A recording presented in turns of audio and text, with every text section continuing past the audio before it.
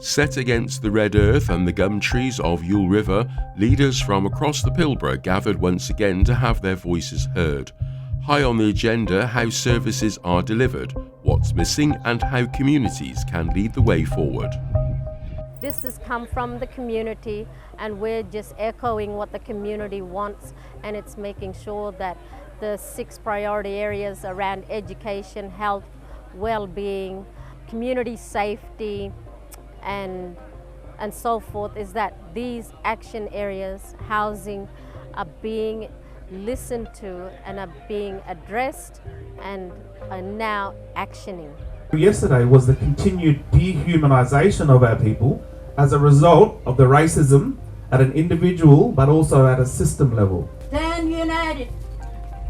Do not be divided. Don't care which tribe you're from. Only thing we can do with government, stay united. Minister Don Punch was among those in attendance, listening to concerns and announcing $150,000 in funding to support the next steps. Funding is there to help the process of getting to the outcomes, so it's to help facilitate the conversations, map what services currently exist, because it's quite clear that not everybody has a line of sight to what's happening where. So build that common understanding and then build the conversations that say, okay, this is what we really need to do, and these are areas that we can put out for later, but let's focus on this. Getting that conversation happening and building on the resources that already exist is an important first step.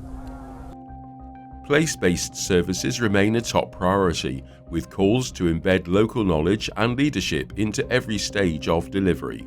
The issues that have been raised by the Yule River community here are no different to the community issues across the country. So systemic reform is something that's been called for. Community wellbeing and safety is another one that's being called for, particularly around our youth being captured within the youth detention system. And so that's something that's very common across all communities across the country at the moment in all jurisdictions.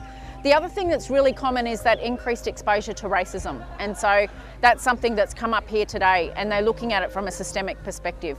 But they're also looking at it from an everyday, walking in the street, engaging with their community perspective.